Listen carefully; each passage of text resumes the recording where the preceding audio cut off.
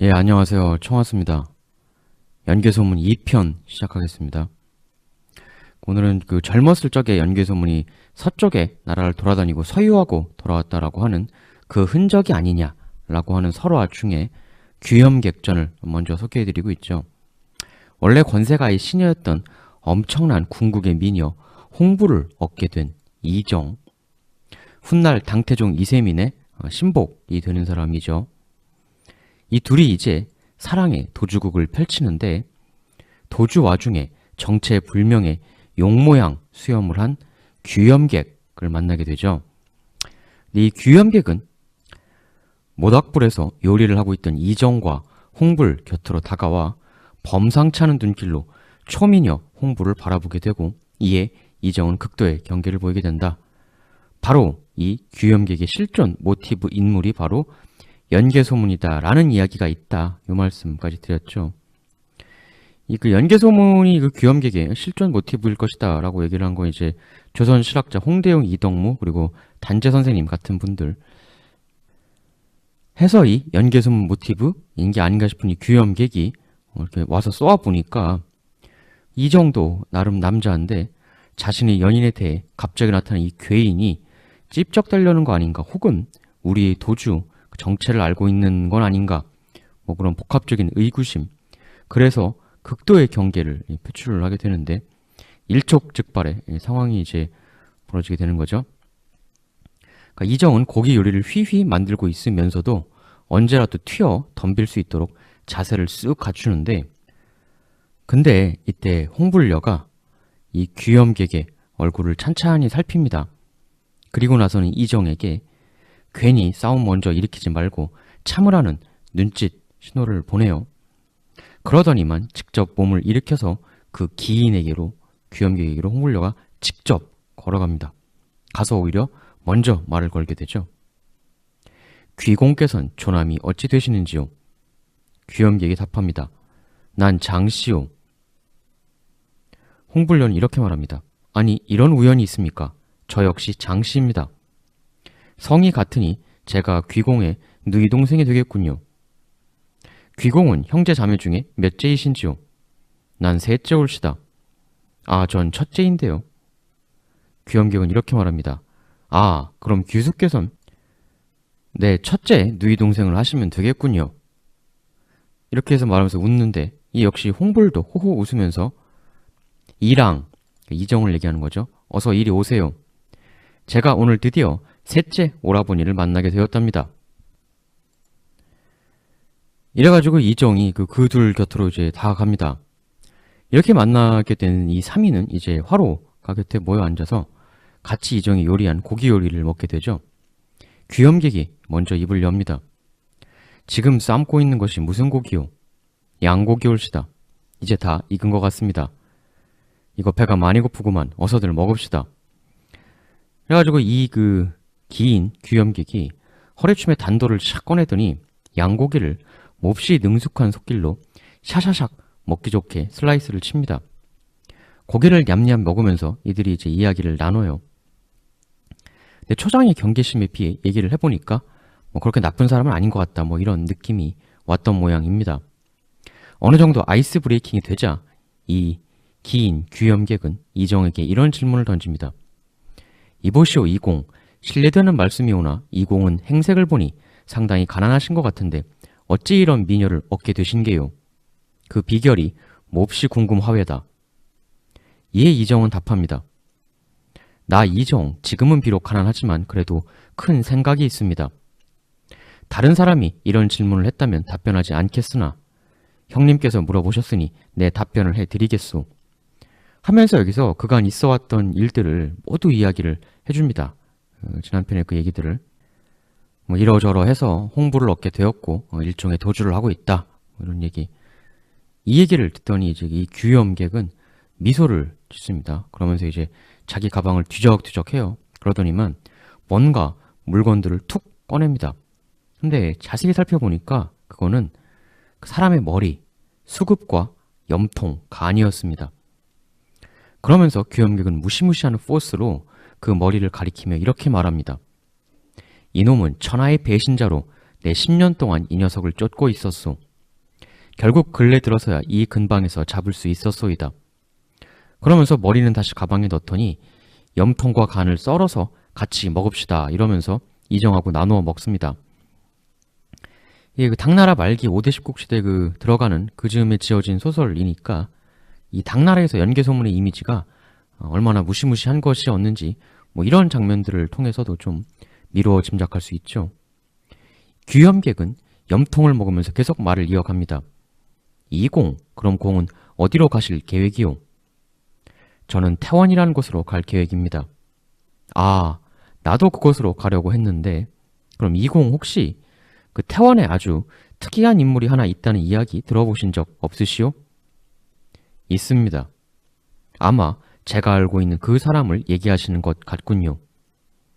일찍이 저 역시 태원 땅에 매우 특이한 인물 이인이 있다는 이야기를 들어 알고 있습니다. 그 인물 외에 나머지는 모두 그저 일개 장수급에 불과한 사람들이지요. 귀염객은 답합니다. 아, 그렇소. 그럼 그 특이하다는 그 인물 나이는 어찌 되오? 거의 저와 같을 겁니다. 이공 나이는 어찌 되시오? 이제 20입니다. 그럼 그 인물은 지금은 무엇을 하고 있소이까? 현재 주장이란 관직을 하고 있는 이의 아들이라고 합니다. 그럼 내가 그 사람 한번 만나봐야 할 것 같은데 이공께서 좀 만날 수 있도록 주선해 주실 수 있으시겠소?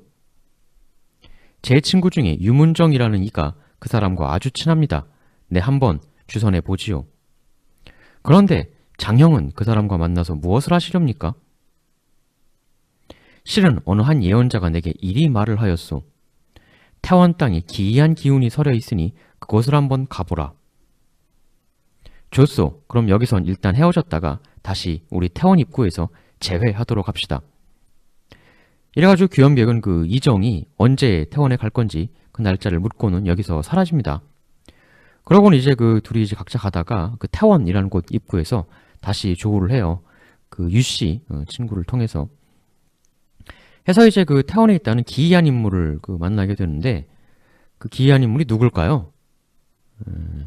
바로 후일의 당태종 이세민입니다. 그러니까 귀염객 연개소문의 모델인 사람이 이 소문을 듣고 태원 땅으로 이세민을 직접 만나러 갔다 이거죠.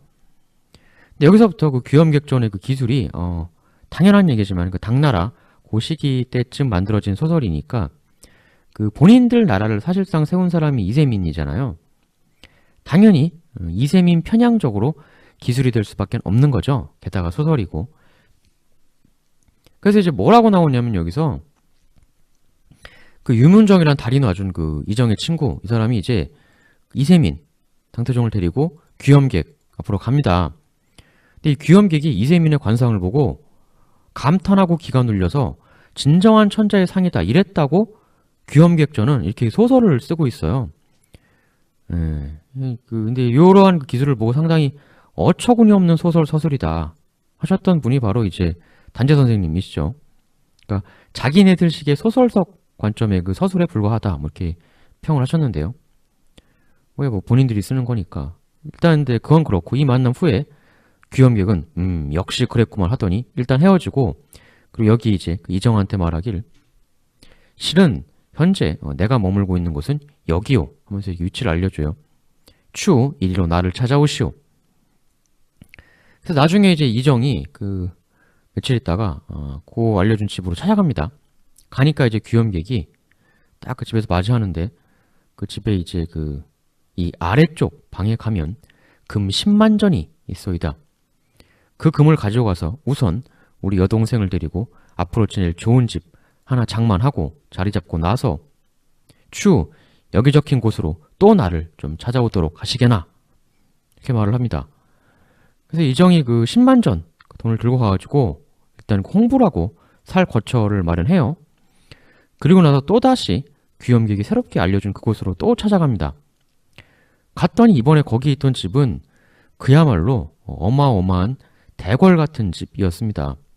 들어가는 문이 뭐 몇 개를 거쳐서 들어가야 할 정도로 초거대 저택이었는데 가니까 이제 귀염객이 예전에 여행객 복장이 아니라 집주인 복장으로 딱 갖추고 나오는데 그 모습이 용, 범과 같은 위용이 있었다 이렇게 나와요. 여기서 귀염객은 이제 그 어마어마한 진수 성찬과 아울러 20여 명이나 되는 악사들을 불러서 띵까띵까를 하면서 산의 진미를 이정하고 이제 막 먹습니다. 엄청난 대파티가 끝나고 나서 이 귀염객은 이정에게 웬 보따리 하나를 내놓습니다. 그러면서 말하길 이공, 이 열쇠와 문서들을 받으시오. 이 문서는 저 아랫방에 있는 모든 보물들의 내역을 기록해 놓은 것이오. 이 열쇠로 열어 저걸 다 가져가도록 하시오. 모두 이공에게 다 기증하겠소. 기증하는 이유는 이렇소. 실은 내가 이 세상에서 큰 일을 도모해 보려고 지난 30여 년간 천하의 각종 군웅들과 패권을 다투어 왔소. 그 결과 공업을 이루는가 했소마는 지난번 태원에서 보니 이미 이곳 땅은 걸물이 있는지라 여기서는 내가 더 할 일이 없을 것 같구려. 이공이 그 임무를 잘 보자 하면 천하는 태평해지고 이공도 높은 자리에 오르게 될 것이오. 그리고 내 누이 동생 홍불도 꼭 잘 부탁을 드리오. 누이 동생도 이공도 모두 시대의 용자들이외다. 부디 이 재물을 바탕으로 지난번 태원에서 만났던 그 인물, 당태종 이세민이죠. 을 잘 보좌하여 천하를 태평하게 만들길 바라오. 이러고서는 그 집에 있는 하인들 엄청난 숫자를 쫙 불러 모으더니 이제부턴 여기 있는 이정과 홍불이 너희들의 새 주인이다. 잘 모셔라. 그리고 이공, 내 마지막으로 할 말이 있어. 지금으로부터 정확히 10년 뒤에 동쪽 수천리 밖에서 아주 엄청난 사건이 하나 벌어질 것이오. 그 사건이 벌어지면 이공과 나의 누이 홍불은 부디 술을 동쪽으로 뿌리며 축하해 주길 바라오. 그러고 나선 그 자신은 그 자기 그 본인의 부인만 데리고 말 타고 이제 휙 이제 떠나버리는 겁니다. 그 집을 다 내주고. 근데 이제 그 불과 몇 걸음 가는 듯 하더니만 바람같이 사라져 보이지 않게 되었다고 해요. 이 일로 인해 빈털터리에 가까웠던 이정은 갑자기 천하대부호가 되었고 이를 기반으로 이세민을 지원하여 당이 대권을 잡는 데 큰 기여를 했다라는 거죠. 이 소설의 내용은. 그러고 나서 이제 이세민이 황제가 되고 10년이 지난 어느 날이 옵니다. 이제 그 당나라 이제 세우고 황제가 되고 유력 공신이 돼서 이제 잘 먹고 잘 살고 있는 거죠. 근데 당나라 밖에서 이제 외부인이 이제 그 당나라로 급보 소식을 하나 가지고 옵니다. 이런 그 소식이 이제 들려오게 되는 거예요. 어떤 사람이 천척의 선박과 10만의 강병을 거느리고 부여국으로 들어가 그 나라의 임금을 없애고 스스로 왕위에 오르는 일이 터졌다고 합니다. 그런데 놀랍게도 그곳 나라 국내의 질서는 벌써 빠르게 안정되어 있습니다. 이 소식을 듣자마자 이정은 바로 알게 되죠. 바로 그 소식의 주인공이 귀염객이라는 걸. 집으로 돌아와서 홍불에게 이 소식을 전한 이정은 함께 옷을 정갈이 갈아입고 동쪽으로 축하의 술을 쫙쫙 뿌리게 됩니다. 그리고 이 귀염객전의 끝부분에는 상당히 묘한 이야기가 나오는데 그 이정 이 사람이 그 이세민 휘하의 훌륭한 장수로서 그 위공병법이란 병법서를 저술했거든요. 근데 이 귀염객전에서 말하길 위공의 병법은 모두 귀염객에게서 배운 것이다 라고 나와요. 그러니까 이세민 휘하에서 당 건국 및 확장에 결정적으로 기여한 명장 이 이정이 귀염객 즉 연개소문의 제자가 아니냐 뭐 이런 해석이 있는 거죠. 이 귀염객전이라는 천년전의 소설을 통해서 이렇게 이제 말이죠. 이게 무슨 꼭 뭐 역사적 사실이다 이런 개념으로 좀 얘기하는 게 아니에요 지금. 예. 소설에 그렇게 나온다는 겁니다. 소설에 이렇게 나오니 그렇게 말하는 사람들도 있더라 뭐 이런 거예요. 그리고 전반적 스토리를 보면 특히 마지막 부분 그게 좀 아주 의미심장하지 않습니까? 그러니까 이제 그 당대 당나라 그 후기 때죠. 그때 사람들은 뭐 당연히 이제 고구려랑 부여 뭐 너무 멀리 있는 나라니까 제대로 구분을 못할 수도 있기 때문에 귀염객이 그 부여의 왕을 해치우고 자기가 그 나라를 장악했다라고 이제 서술되고 있는 거는 후일 연개 소문이 고구려를 정변으로 장악한 그걸 지칭하는 것이 아니냐. 뭐 이래서 그 얘기가 좀 악유가 딱딱 맞아떨어지는 부분이 있기 때문에 이 그 귀염객을 연개소문 모티브의 인물로 보는 거죠. 다만 이 부분에 대해서는 아까도 말씀드렸지만 당나라 특히 당태종 영웅화 중심적으로 너무 픽션화, 소설화 시킨 부분이 있어서 굉장히 내용 자체의 신빙성은 떨어진다. 이런 얘기가 이제 많고요. 특히 그 귀염객전에 대해서는 약간 이거랑 그 이어지는 듯한 스토리로 이런 야사도 있는데 나중에 이세민이 그 귀염객 추정 모델 연개 소문을 치러 고구려로 가지 않습니까? 이때 이정이 그 말렸단 야사가 있어요. 가시면 안 돼요 이러면서. 근데 이정 말을 안 듣고 갔다가 참담하게 실패하고 돌아왔죠 이세민이. 이런 야사도 있고. 근데 이건 야사고 또 정반대의 이야기도 또 전해지는 게 있습니다. 이 그 이정이 쓴 병법서 중에 또 유명한 게 그 이위공문대라는 게 있습니다. 무경칠서라 그래가지고 시대를 초월한 대표적 7개 병서를 꼽는 게 있거든요. 뭐 손자병법, 오자병법, 육도, 삼약, 울료자, 위료자라고도 하죠. 사마법, 사마병법, 그리고 이위공문대 이 7개를 무경칠서라고 하는데 무경십서라고 해서 3개 더 추가가 되는 건 이제 선빈병법, 장원 36개 이렇게 되죠. 다들 아시겠지만 언제 한번 이 각 병법서의 그 각각의 저자들 인생과 그 책의 탄생에 대한 이야기도 한번 해보고 싶은데요. 오늘 일단 이 이정이 썼다고 알려져 있는 이위공문대만 좀 보죠. 여기서 바로 그 연개소문이 언급이 됩니다. 이 병법서 내에서 이름이 언급이 돼요. 이 이위공문대가 그 당태종 이세민하고 이정 두 사람이 서로 대담을 나누는 형식이거든요. 근데 이 이위공문대 맨 처음 나오는 내용 첫 챕터가 뭐냐면 고구려가 신라를 괴롭히니예요. 그러니까 바로 고구려의 연개소문. 예? 그 당태종이 야 고구려 연개소문 이 골치 아픈데 이걸 어찌하면 되겠는가 이렇게 이정에게 물으면서 이 대담이 시작이 되는 거죠. 그래서 내용을 좀 보면 당태종이 이정에게 말하길 고구려가 여러 차례에 걸쳐 신라를 침범함으로 내가 사신을 보내어 타일렀으나 듣질 않소. 이에 나는 군대를 출동시켜 고구려를 정벌하려고 하는데 이정, 경의 의향은 어떠하오? 이정이 답합니다. 신이 알고 있기로는 고구려의 정권을 잡고 있는 연개소문은 그 자신이 병법이 몹시 능통하다고 자부하고 있는 데다가 또 우리 당나라가 멀리까지 군을 보내서 고구려를 정벌하지 못할 것이라 생각을 하고 저리 당당하게 말을 듣지 않고 있는 것입니다. 그러나 심려치 마십시오. 신 이정에게 정병 3만만 내어주신다면 신이 연개소문을 잡아다 폐하께 바치겠나이다. 이러면서 그럼 뭐 당태종이 허면 구체적으로 어떤 전술, 어떻게 병을 운영할 계획이요? 뭐 이러면서 이제 대담이 서로 이어지는 내용이에요. 이 뒤에 이어지는 내용이야 뭐 쭉 그런 전술 토론인데 근데 여기서의 이정의 태도는 그 귀염객전하고는 결이 전혀 다르죠. 스승은커녕 3만만 주면 연개소문 잡아오겠다 이렇게 호언을 하고 있어요. 다만 이 이위공문대는 후대의 위작이라는 이야기도 강하게 있습니다. 왜냐하면 그 내용상에 이정 본인이라면 절대 틀릴 수 없는 본인 자신의 과거 공적 이야기가 오류로 이제 나오거든요.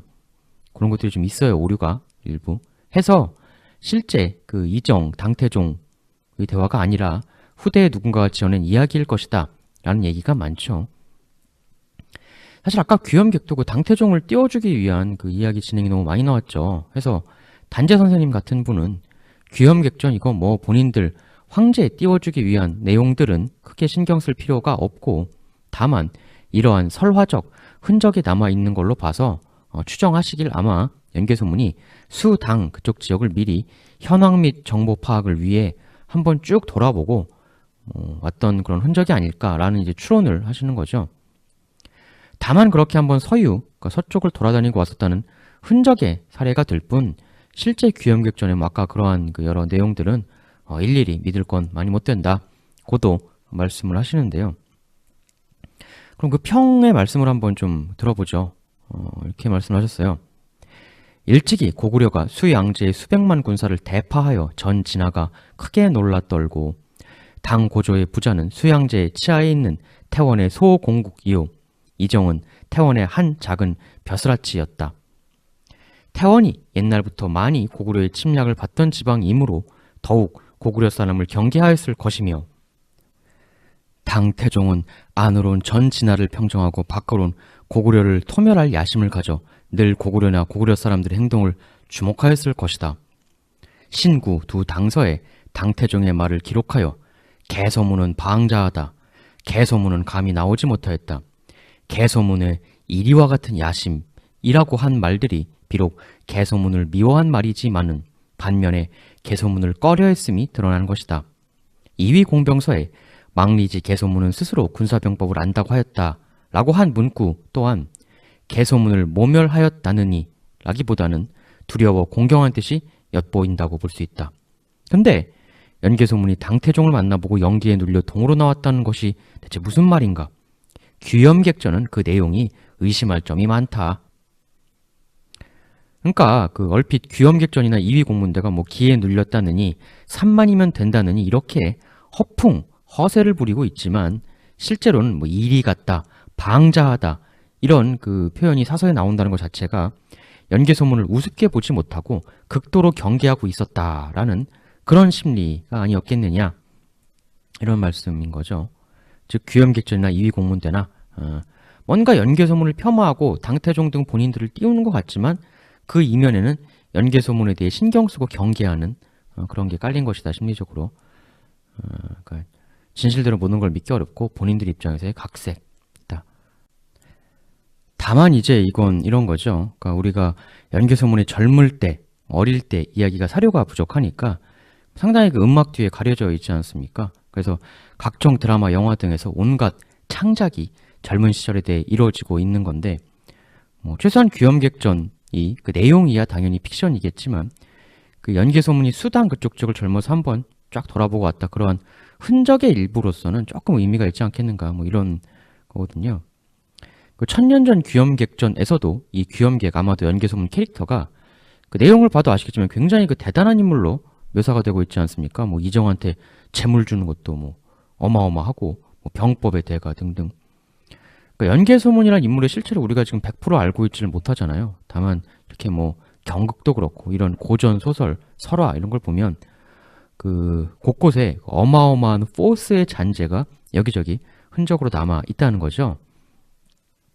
그래서 이런 걸 토대로 물론 추정이겠지만 구당서, 신당서 등의 사료에는 다 담지 못한 연개소문에 뭔가 엄청났던 그 포스를 사람들이 후대에까지 민간 전승되며 느낄 만한 전해지지 않는 뭐 그런 것들이 더 있지 않았겠느냐라는 추정도 있는 거죠.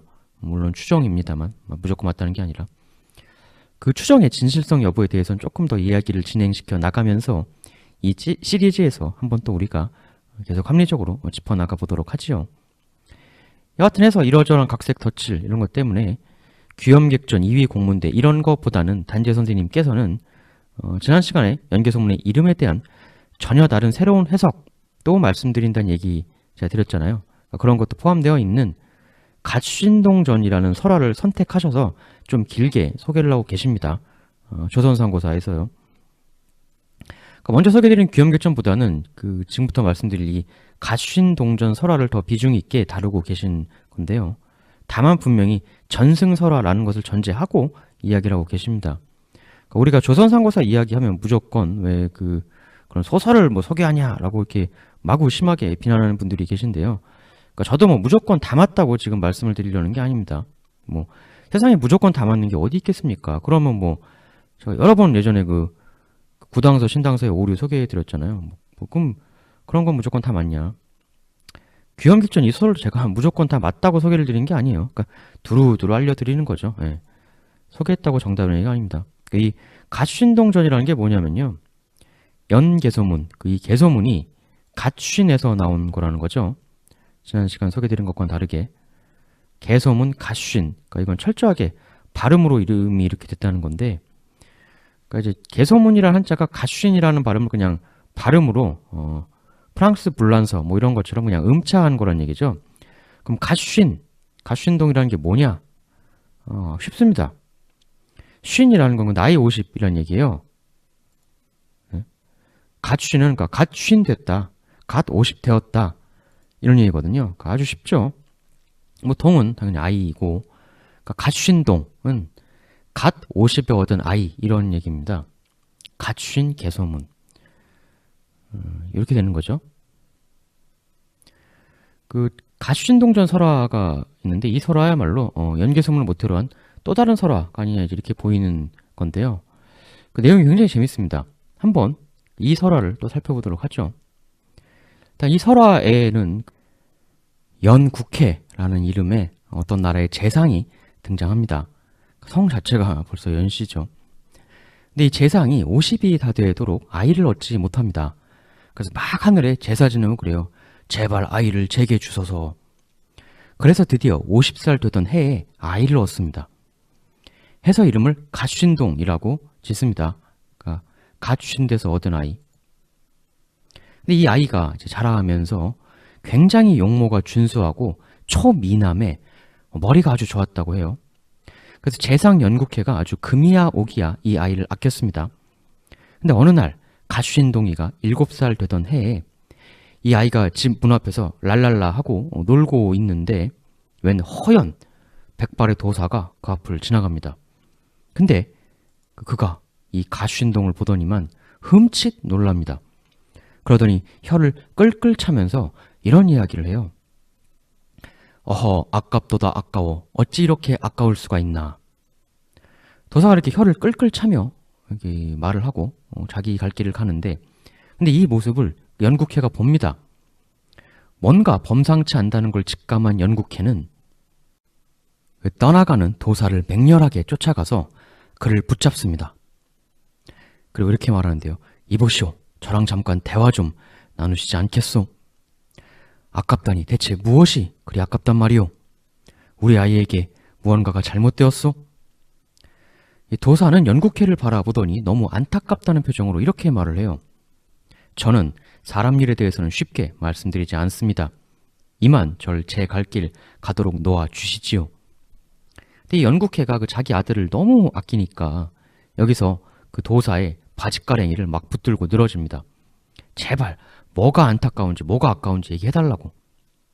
근데 하도 바짓가랭이를 붙들고 늘어져서 바지가 찢어질 것 같으니까 이 도사가 못내 입을 엽니다.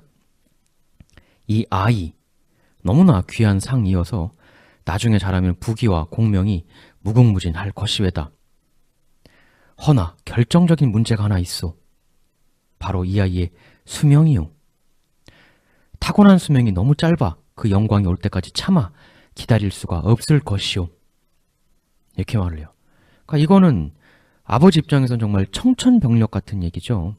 이 얘기를 듣고 연국해는 도사 앞에서 무릎을 꿇고 사정을 하기 시작합니다. 도사님, 그건 안 됩니다.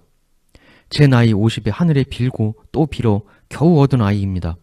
어떻게 방법이 없겠습니까? 제발 알려주십시오. 살려주십시오, 이 아이를. 아주 손이 발휘되도록 싹싹 빌게 되는데요. 이에 이 도사는 안쓰러운 눈으로 쳐다보며 이렇게 말합니다. 방법이 딱 하나 있긴 하지만 아주 모진 방법이요. 어떤 거라도 좋습니다. 우리 아이를 살릴 수만 있다면 뭐든 말씀 주십시오. 15년이요. 15년간 그럼 이 아이를 아주 먼 곳으로 보내서 부모와 서로 만나지 않는다면 그 액을 떨쳐버릴 수가 있소. 이 아이를 살리고 싶다면 지금 당장 아이를 아주 먼 곳으로 떠나 보내도록 하오. 이 말을 끝나고 도사는 바람처럼 사라져 버렸습니다. 연국해는 이 말을 듣고 처절한 고민을 하다가 결국 아이를 멀리 내다 버리기로 결정을 합니다. 아주 멀고 먼 낯선 어느 시골에다가 버리기로 한 거죠. 찢어지는 마음으로 안고서. 대신 나중에 찾기 위해 등에다가 갓쉰동이라는 글자를 새깁니다. 이렇게 버려지게 된 아이 갓쉰동. 근데 그 버려진 동네에도 그 지역에 잘 나가는 유지가 있었어요. 유씨라는 사람인데 이 사람이 이제 어느 날 꿈을 꿉니다. 자기 집 앞마당에 웬 거대한 황룡이 딱 또알 틀고 앉아있는 거예요. 그러더니만 이 황룡이 휙 하더니 하늘로 승천하는 거였습니다. 이 잠에서 깬 유씨는 그 꿈에서 나온 그 용이 있던 장소로 급히 가보았는데요. 거기에 이제 이 가쉰동이가 있었던 거죠. 이 꿈과 만남을 범상치 않다고 여긴 그 유지 유씨는 그날부터 가쉰동을 데려다 키웁니다. 그리고 아이 등에 있는 가쉰동이라는 글자를 보고 역시 가쉰동이라고 부르기로 하죠. 일단은 뭐 이 아이는 이제 그 유씨 집에서 일단의 신분은 하인이죠. 뭐 거의 천민 취급하듯이 이제 대하게 되는데, 다만 이 유씨는 그 심상치 않은 꿈도 있고 해서 이 아이를 그 마음으로는 아끼는 마음이 좀 있었다고 해요. 그렇지만 이제 또 다른 하인들과의 형평성 문제도 있으니까 일단은 그냥 하인으로서 지내게 했던 건데요. 그렇지만 이제 또 그런 마음이 있으니까 나름 또 배려를 해줘가지고 가신동한테 뭐 글도 가르쳐주고 그렇게 좀 해줍니다. 근데 얘가 자랄수록 얘가 너무 잘생기고 멋있고 영특한 소년으로 되어가는 거죠. 어느 날 이제 가쉰동이가 산에 나무를 하러 올라갈 일이 생겼습니다. 한창 이제 열심히 나무를 베고 있는데 저쪽에서 그 웬 청아한 피리 소리가 필릴릴리 들려오는 것이었습니다. 하도 소리가 맑고 청아하여 저도 모르게 그쪽으로 걸음을 옮기는 가쉰동. 갔더니만 웬 신비한 노인이 피리를 불고 있었던 거죠. 그러면서 다가오는 가쉰동을 그윽하게 바라보더니 이렇게 말하는 것이었습니다. 네가 가쉰동이냐? 너 이 녀석, 네 놈이 이 젊은 날 학문을 익히기를 게을리한다면 장래 어찌 큰 대업을 이루겠는가?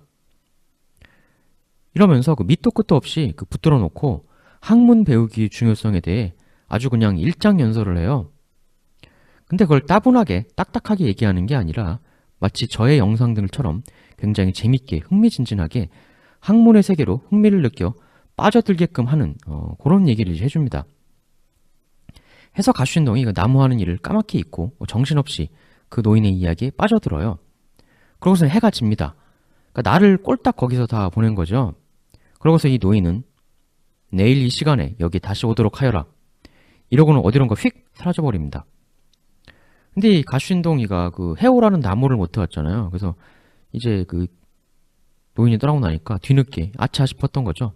이제 저녁은 됐으니까 집에 다시 내려가야 되는데, 그래서 이거 큰일 났다, 혼나겠다 이러면서 이제 다시 지게를 놓아둔 곳으로 가는데, 놀랍게도 거기에는 오늘 해야 할 양의 나무가 이미 다 촥촥 해져서 지게의 가지런히 딱 올려져 있었던 겁니다.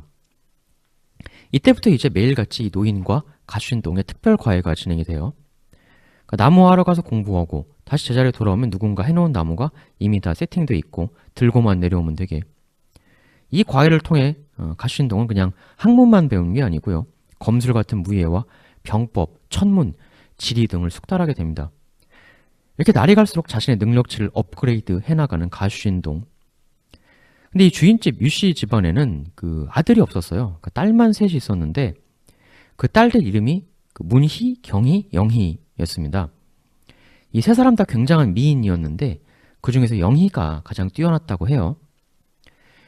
이제 그 가쉰동이 15살이 되던 어느 날이었습니다. 그의 봄이었는데요.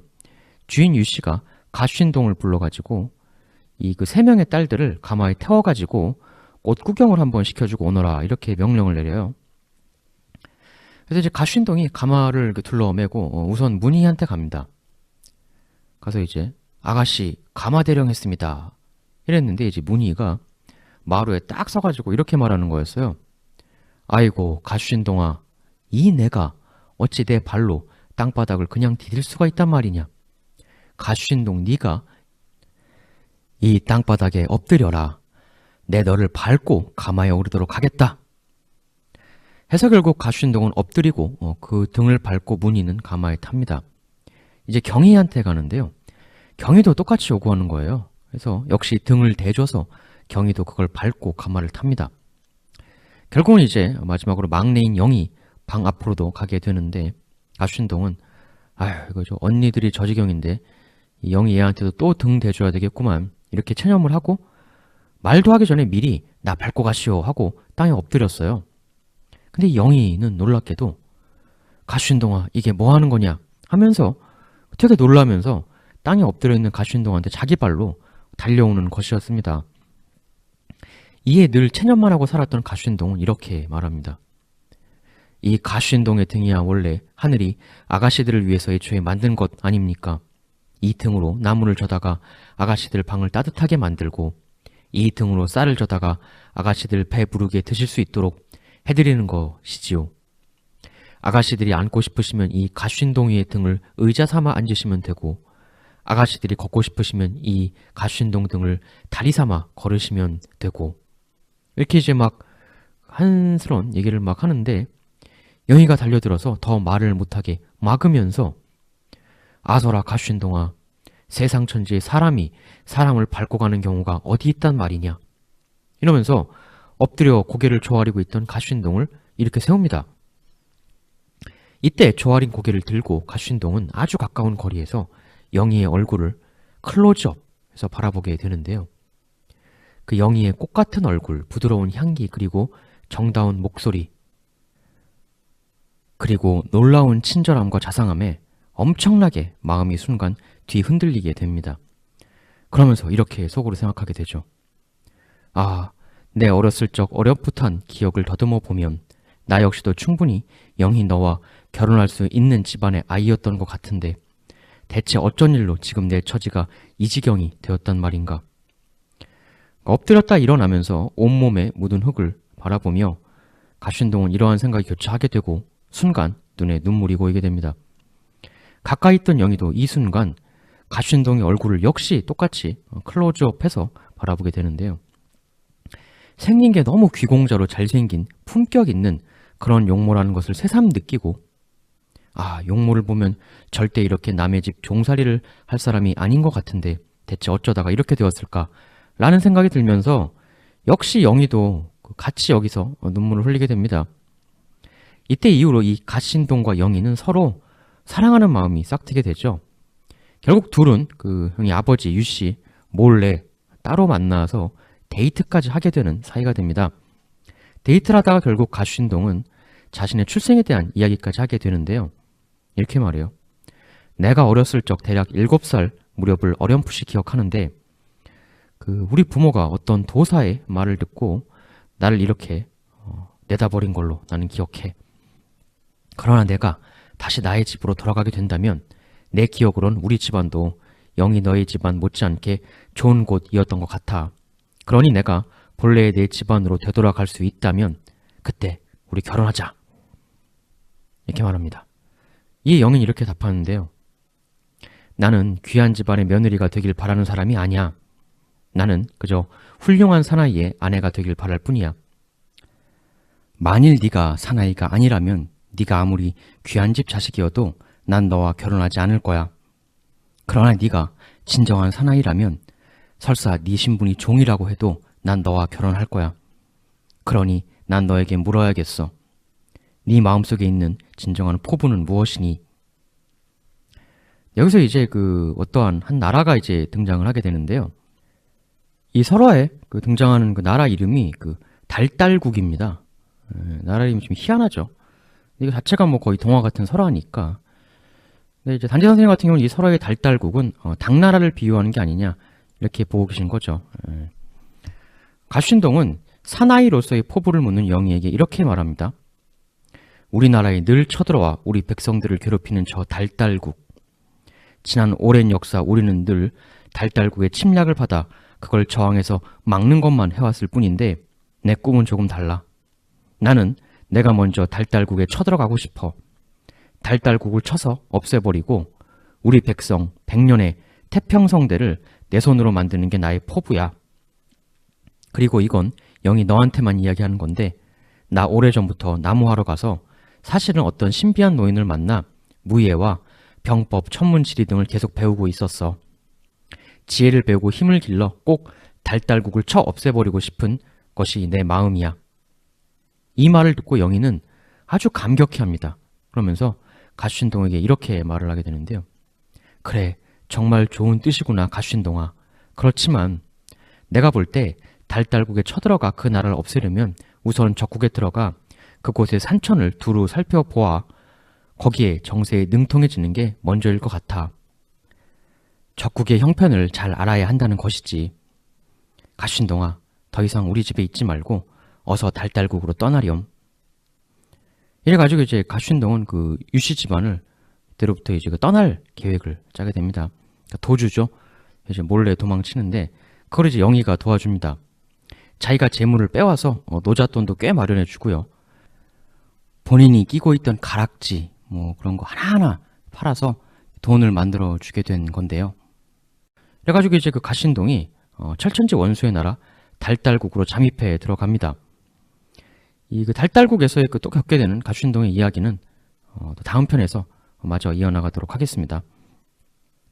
일단 이 설화상으로는 연개소문이 뭐 소년, 청소년 혹은 뭐 젊은 시절에 그 수나 당나라 지역으로 한번 떠났었다라는 거고, 그 갓신동 전에서는 그 목적도 나와 있는 거죠. 그러니까 달달국 즉 수당 이쪽 지역을 토벌하기 위해서 들어갔다라는 거예요. 당연히 사료가 아니니까 뭐 100% 맞거나 그럴 수야 뭐 물론 없는 건데, 그렇지만 그래도 이런 전승술화는 또 그 나름의 의미가 있는 거죠. 그럼 달달국을 없애기 위한 탐방을 위해 그곳으로 새로운 모험을 떠나게 되는 갓신동. 이어지는 내용은 또 다음 편에서 마저 이어나가도록 하겠습니다. 예, 대단히 감사합니다. 또 다음 편으로 더 재밌는 내용 만들어서 찾아오도록 하겠습니다. 정말 감사합니다.